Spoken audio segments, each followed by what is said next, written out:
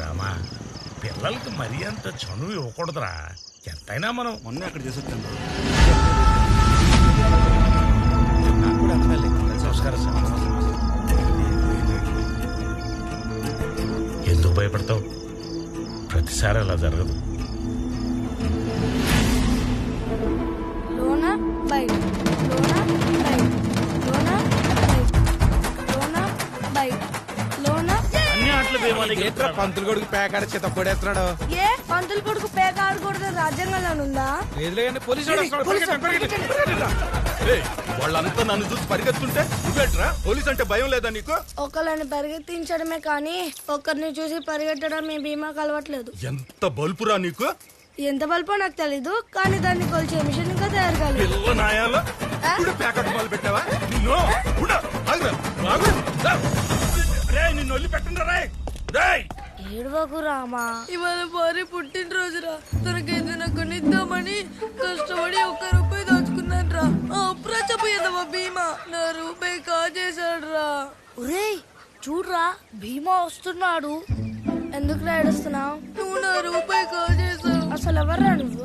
శంకర భాగవతుల గారి కుమారుడు రామా.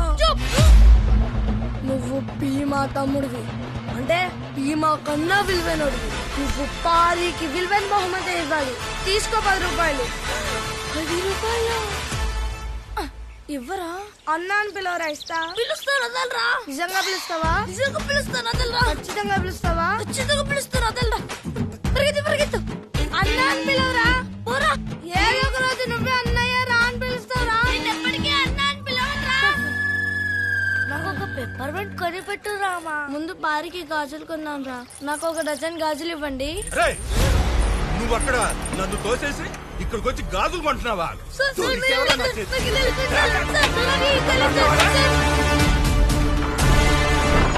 పంతులు గారండి, మీ అబ్బాయిని అరెస్ట్ చేశారు సార్. స్టేషన్ కి రమ్మంటున్నారు. ఏం చేసి వచ్చావురా భీమా? రామాకి ఏమన్నా అయితే నిన్ను చంపేస్తారా?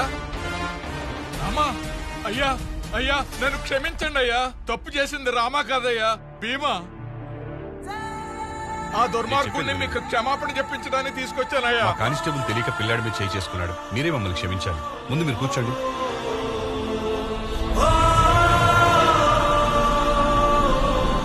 ఎవర్రా నిన్ను కొట్టింది? నాకు ఎప్పుడు సమస్యలే. నువ్వంటే నాకు ఇష్టం లేదు. వెళ్ళిపో.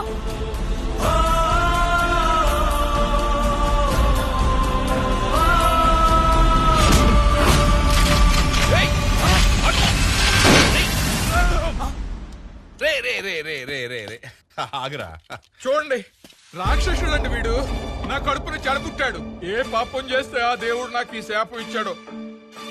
దేవుడు మీకు ఇచ్చింది శాపం కాదు సార్, వరం. వరమా? అవును సార్. రామాకి ఆచారం తెలుసు, మాధవ సేవ చేస్తాడు. కానీ భీమాకి తెగింపు తెలుసు సార్. మలుచుకుంటే మానవ సేవ చేస్తాడు. వద్దయ్యా, నా కడుపుని చెడబుట్టాడు. వీడిని జైల్లో వేసేయండి. సార్, మీకు అభ్యంతరం లేకపోతే ఈ భీమా నాకు ఇచ్చేస్తారా? నేను పెంచుకుంటాను. మీ ఇష్టం వచ్చినట్టు చేసుకోండి. ఈ రోజే వాడికి పిండం పెట్టేస్తాను. నాకున్నది ఒక్కడే కొడుకు. రామా, నువ్వు చచ్చిపోయినట్టేరా.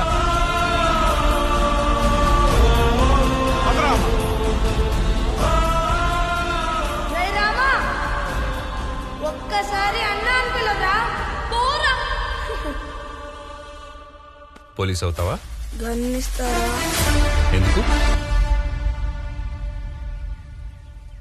ఏమైందిరా? కళ్ళ ముందు వాడు లేకపోయినా వాడి జ్ఞాపకాలు శాపాలుగా వెంటాడుతున్నాయి. ఈ జన్మలో ఏ తప్పు చేశానో తెలియదు, కానీ ఈ జన్మలో భీమాకు తమ్ముడిగా పుట్టాను. ఈ జ్ఞాపకాలు నాలోంచి పోవాలంటే ఒకటి నేనైనా చావాలి, లేదా వాడైనా చావాలి. భీమన్నా, మీ ప్రాణాలు తెగించడానికి కాపాడారు. నేను ఎప్పటికీ మీకు రుణపడి ఉంటాను. మేమే మీకు రుణపడి ఉన్నామయ్యా. అవునయ్యా, ఒకప్పుడు ఆ భవానీ మనుషులొచ్చి మా కుటుంబాలకు ఎలాంటి హాని తలపెడతారోనని వేటకెళ్ళడం కూడా మానేశామయ్యా. మీరొచ్చిన తర్వాత దౌర్జన్యంలాగాయి ఈ ఊరే మారిపోయిందయ్యా. మేము కూడా మా కుటుంబాలను వదిలి సముద్రంలోకి వేటకి వెళ్ళగలుగుతున్నాం. మీరు మాకు దేవుడిచ్చిన వరమయ్యా.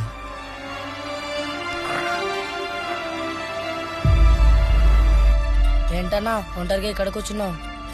నీకోసం స్పెషల్ టీ అన్నా. ఒక్కసారి అన్నాను పిలు. అన్నా ఎందుకన్నా నేను అన్నా అని పిలిస్తే అంత సంతోషం? నీ పేరేంట్రా? రామా.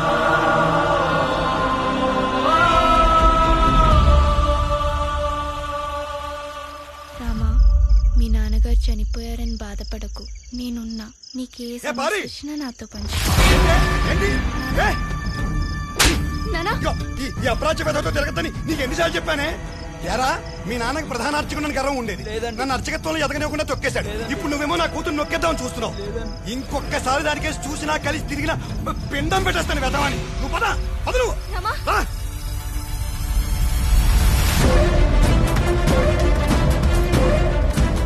నా తమ్ముడినే కొడతావురా?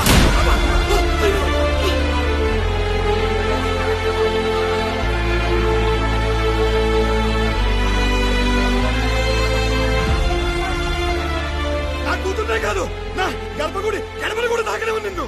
ఆ భీమాగాడి తోలుపుట్టినందుకు అనుభవించు అప్రాచుడా. రే రామా, అసలు ఏమైందిరా? రేయ్ ఆగరా, ఎందుకురా నా మీద నీకంత కక్ష? నన్నెందుకు వెంటాడుతున్నావు? నేనేం చేసినా నువ్వు సంతోషంగా ఉండటానికేరా. నీ దూకుడు స్వభావం వల్ల నా జీవితం సర్వనాశనం అయిపోయిందిరా. రే రామా, నాకున్న శాపమేంటో తెలుసా? నీ రూపంతో పుట్టడం. ఇంకోసారి నా కళ్ళ ముందుకొచ్చిన, నాతో మాట్లాడాలని ప్రయత్నించిన, నా ప్రాణాలు నేనే తీసుకుంటా. ఇది ఆ పరమశివుని మీద.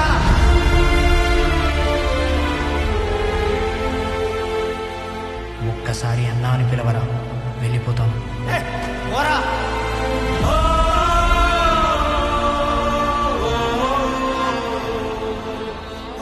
ఇంకొకసారి అన్నాను పిలు.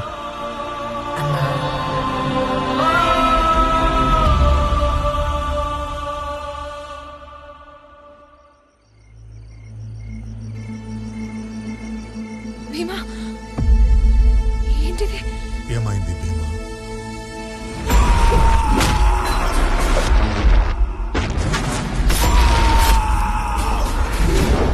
గరళ సూచి ముఖం.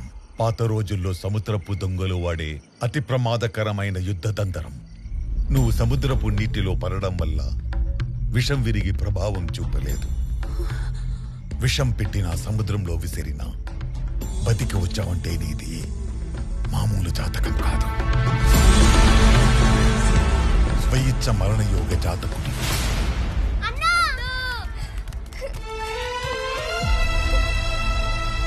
అన్నా నీకేం కాలేదు కదా? నాకేం కాలేదమ్మా. అన్న మాకు మా అమ్మ నాన్నెవరో తెలియదు, ఊరు పేరు కూడా లేదు. ఎవరి దగ్గరికి వెళ్తే తిడతారు, ఆకలేసామని అడిగితే కొడతారు.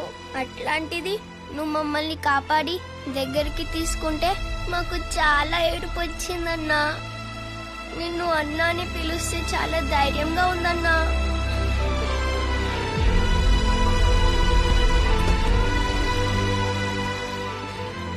మిగతా పిల్లలందరూ ఎక్కడున్నారు? పిల్లలకి సున్నితమైన హృదయాలుంటాయి. పాపం ప్రతిక్షణం చావు బతుకుల సంఘర్షణలో చాలా మానసిక ఒత్తిడికి గురయ్యారు. వీళ్ళనైతే మనం కాపాడగలిగాం, కానీ మనం కాపాడలేని పిల్లలు ఇంకా ఎంతమంది నరకయాతన అనుభవిస్తున్నారు.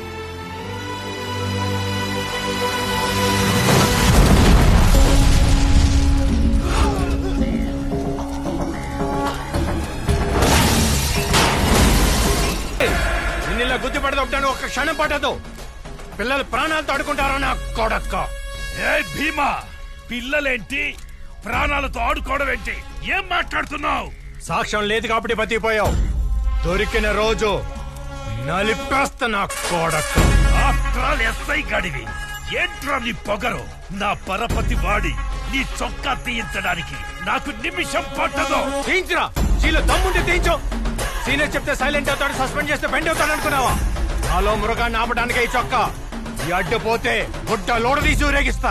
నేను నిశ్శబ్దంగా ఉన్నాను కాబట్టి నువ్వింకా బతికున్నావు. నా బలగం మొత్తం దింపానంటే దింపరా, రేటెందుకు? హై రేటు పెట్టి తెచ్చుకుంటావు, పక్క స్టేట్ నుంచి తెచ్చుకుంటావు, తెచ్చుకో. నేను ఊచకోత మొదలు పెడితే ఈ ఊర్లో శ్మశానం కూడా సరిపోతున్నా కొడక్క.